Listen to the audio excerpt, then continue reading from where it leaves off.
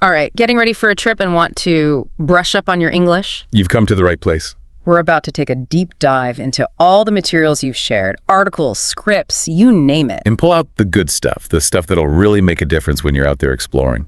We're talking about going beyond where's the bathroom and actually feeling confident enough to chat with locals, navigate those tricky travel situations, maybe even crack a joke or two. I love it. Speaking of tricky situations, one of the things that jumped out at me from your materials is how to handle yourself at the airport. Let's be real, airports can be stressful even when you're speaking your native language. Absolutely. There's something about navigating those crowds, deciphering departure boards, and trying to remember if you packed your toothbrush that can make anyone feel a bit flustered. Exactly. So imagine trying to do all of that in your second language. It's like a whole other level of challenge, but it's also where having a good grasp of English can really be a lifesaver. You've got that right. Okay, so let's talk about why learning English is so crucial when you travel. I mean, we all know it's helpful, but what are we really talking about here? It's about so much more than just ordering food or asking for directions, although those are important too. It's about unlocking those deeper cultural experiences that truly make a trip memorable. I'll never forget this one time when I was... Wait. Before you dive into your story, you've got to give us a little teaser. Where were you and what were you doing? All right, you got me. Let's just say it involved a rainy afternoon in a cozy London pub, a chatty historian with a fascinating story, and a pint of locally brewed ale. Okay, now you've got my attention.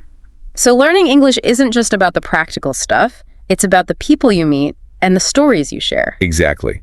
Remember that time we talked about those seemingly simple phrases like, hello, are you from around here? That one question can open the door to a conversation that completely changes the course of your trip.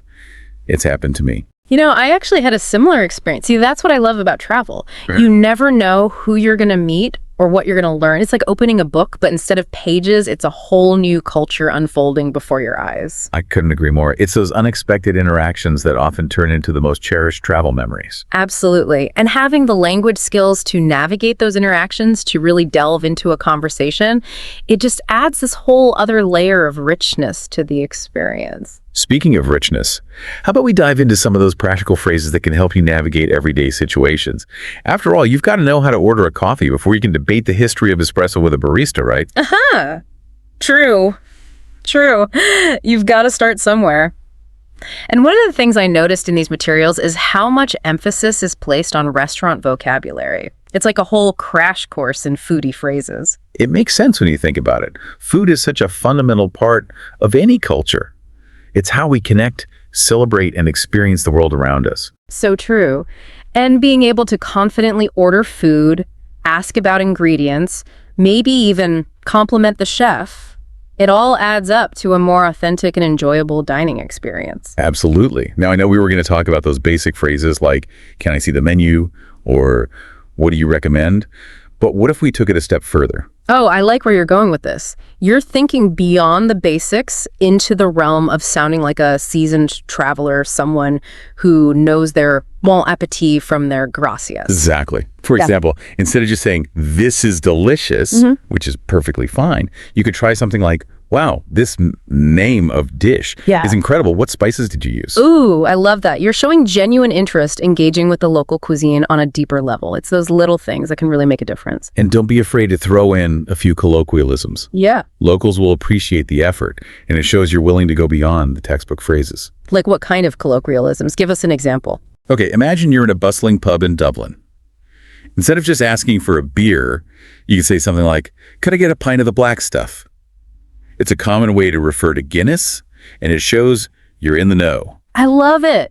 It's like you're speaking the secret language of travelers, the kind of thing that gets you knowing nods from the locals. Exactly. It's about adding those little flourishes that make your English sound more natural and engaging. Okay, so we've covered restaurants, but there's another crucial aspect of travel. We need to address those unexpected hiccups, those moments when things don't quite go according to plan. Yes, the inevitable travel snafu. Because, let's face it, as much as we plan and prepare, sometimes things just happen. You're telling me, Lost luggage, misconnections, a sudden downpour when you forgot your umbrella, it's all part of the adventure, right? Absolutely. And while we can't always prevent these things from happening, being able to navigate them confidently in English can make all the difference. Okay, so let's talk emergencies.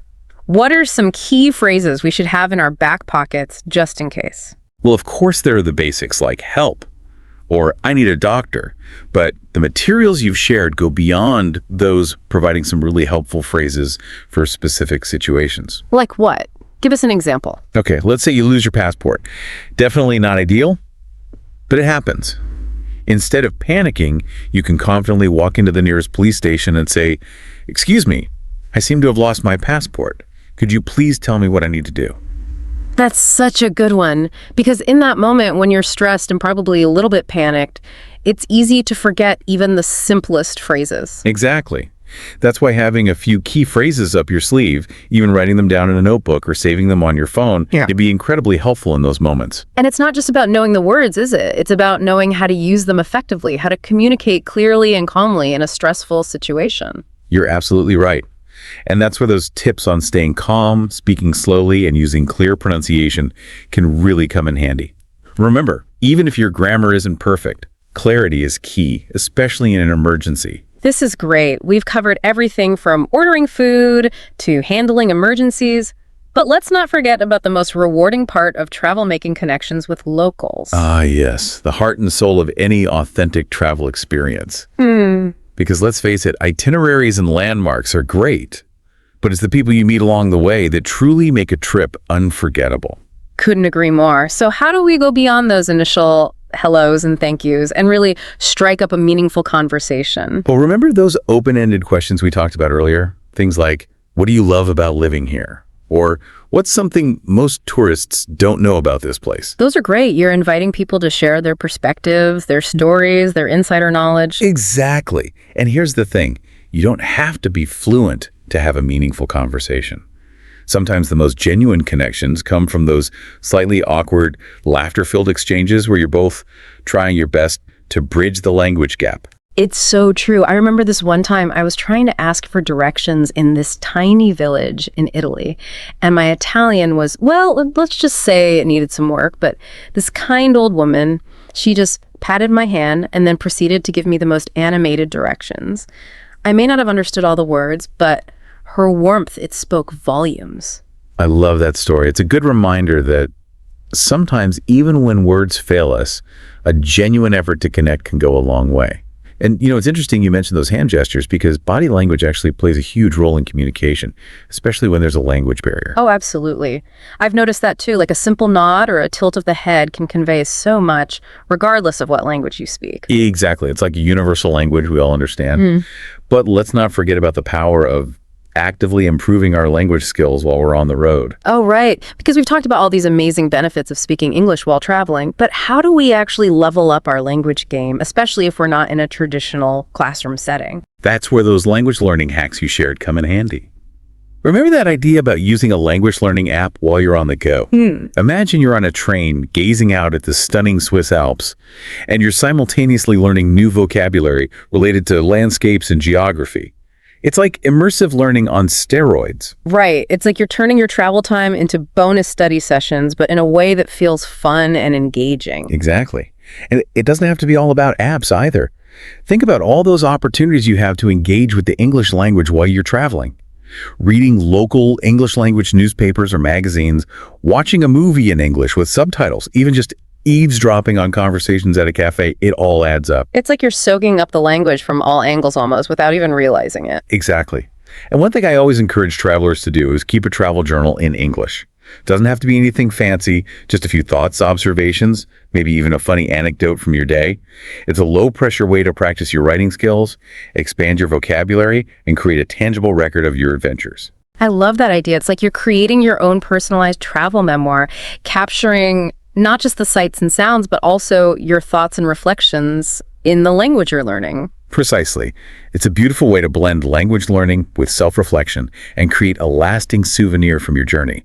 This whole conversation has been so inspiring. I feel like we've really unpacked the power of English, not just as a tool for communication, but as a key that unlocks a deeper, richer travel experience. Absolutely. It's about connecting with locals, embracing those spontaneous conversations, and allowing yourself to be surprised, challenged, and maybe even a little bit transformed by the journey. So well said. For those of you listening, remember, this deep dive was tailored just for you and your travel goals. We've covered everything from conquering airport anxieties to navigating emergencies. But most importantly, we've explored how English can be your passport to authentic cultural immersion. Now go out there, explore the world, make new friends, try new foods, and don't be afraid to make a few mistakes along the way. After all, that's how we learn and grow. So true. And who knows, you might just discover that the most rewarding experiences are often those that take you outside of your comfort zone, both geographically and linguistically. Safe travels, everyone, and happy exploring.